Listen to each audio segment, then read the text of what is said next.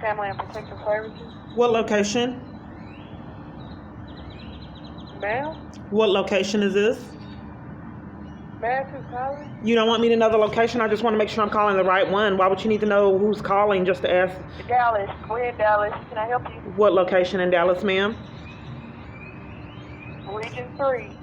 I'm sorry? Region 3. Well, how can I help you? Okay, you don't want me to know where you're located to make sure I have the right department? Who are you looking for, ma'am? I wanted to know which location I was calling. You don't want me to know that? May I ask what it is you're needing, ma'am? You don't. I wanted to make sure that what I'm needing is to know this location. Which location I call? You can. I'm sorry? Chris. I can't hear you. Just a second. Just a second. I don't understand how many patterns equal an arrest. To use someone's daughter as leverage to violate them and torture them. Send me something in the mail knowing I would be panicking and try over my daughter and use it as... I'm sorry? Hello? Yes, ma'am. May I help you? Yes, I'm trying to figure out what location this is I called. The Simmons office in Dallas, Texas. Okay, may I have your name? Pamela. Pamela. Okay. Do you have a Green there? A what now? A caseworker by the name Green? I have to have the full name. It's either Lillian or Vivian Green. Lillian or Vivian Green. Because we don't know the caseworkers. Lillian. No, I don't. What is the case name? I'm sorry? What's the name the case is under? Kiana, Keyana. I reported my daughter's abuse. And they claimed that Lillian Green or something, they gave me a number that was disconnected. Okay, Kiana, what's the last name? I'm the one, my name is Kiana, I reported it. Would it be under my name? No, under the daughter's name. Okay. Whoever you reported, that's his name. Yeah, okay, so what was the caseworker's name? Okay, ma'am. The thing about it is, once the case is closed... Yeah, I've talked to you back in the past. So here's the thing. Let me make sure, let me break it down, okay? Okay. So let me just make sure I get clarity, okay? So to repetitively, year after year, to report racked up felonies and child abuse, it can't be done. So what you guys get to do is go in there. I'm just trying to get clarity, ma'am, if it's okay, Pamela. We've just talked a multitude of times.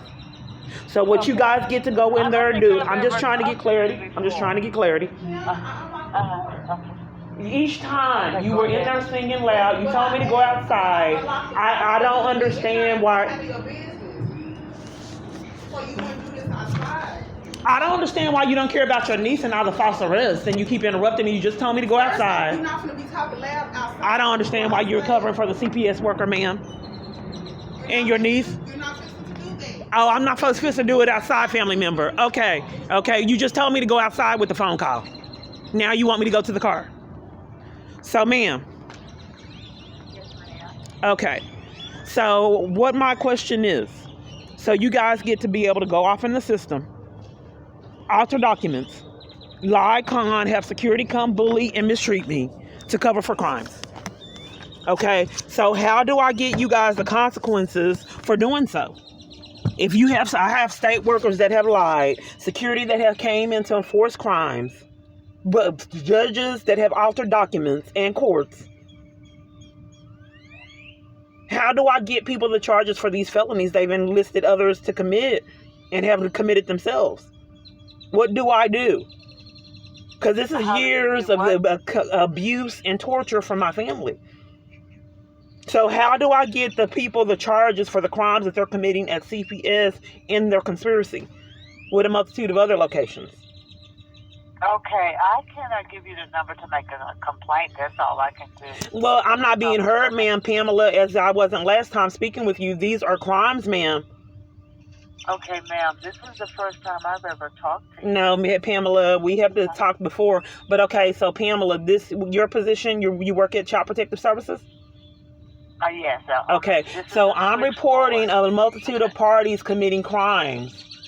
enforcing child abuse and crimes to keep me away from my child, who have altered documents and had committed other crimes in a conspiracy to keep me away from my child for profit. Okay, what is your name again? My name is Kiana, Keyyana, Clark, Clark, and I wanted to know why Child Protective Services is refusing to invest. Let me finish. Pamela, you keep putting me on hold. Pamela, I want to know why Child Protective Services is refusing to investigate this caseworker. This is what Pamela has been doing for years.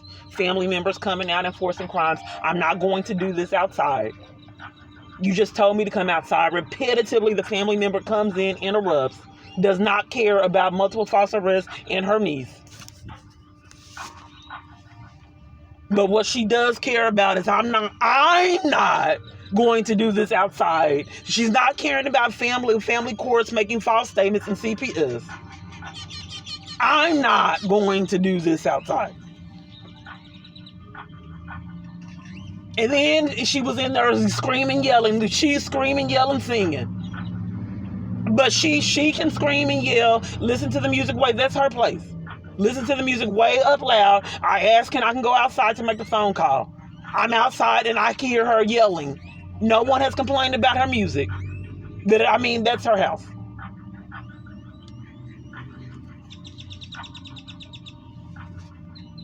So it's sadistic. Can you imagine what it is? You're using my children as leverage to hurt me. That's what's happening.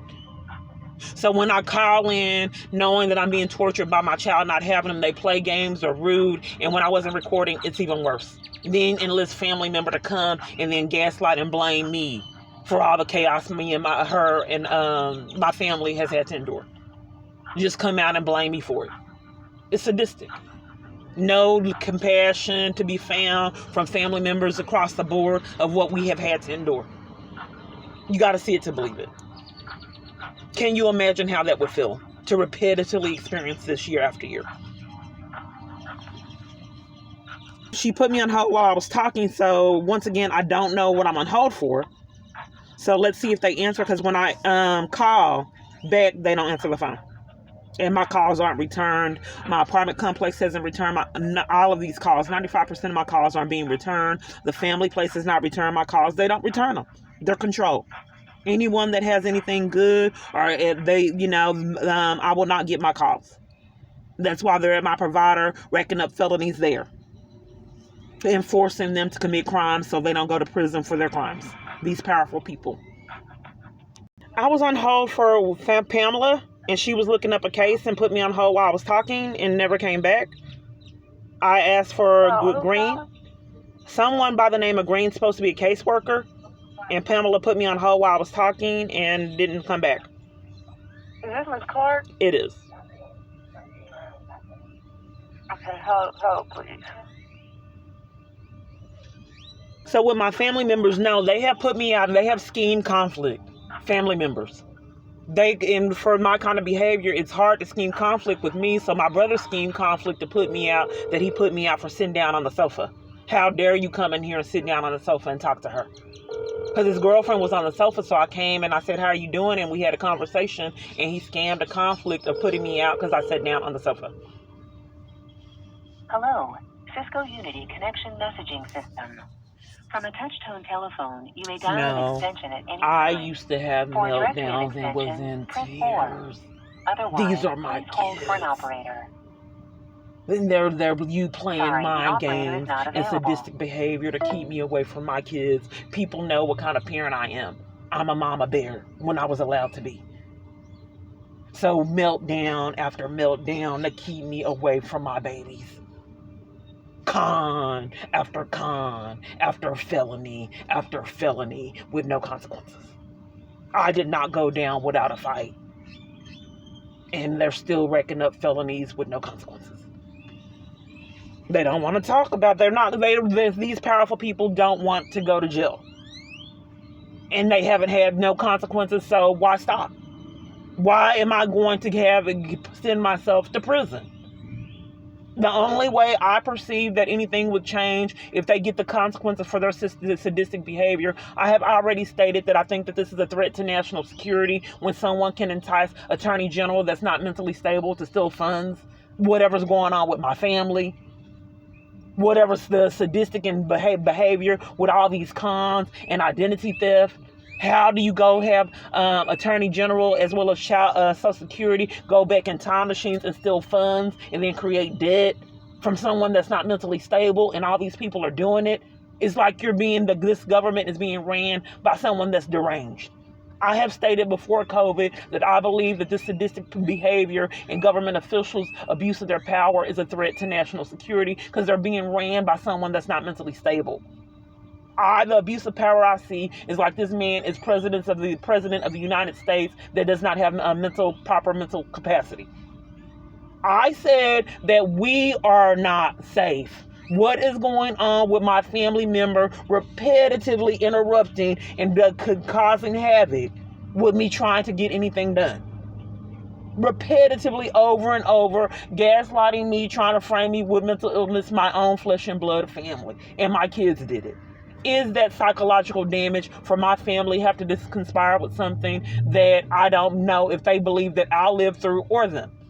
Like I said, I was going to disown my family, but what kind of level of abuse would you conceive that one would endure if you covered for someone's abuse that you love, that you did not know will result in murder?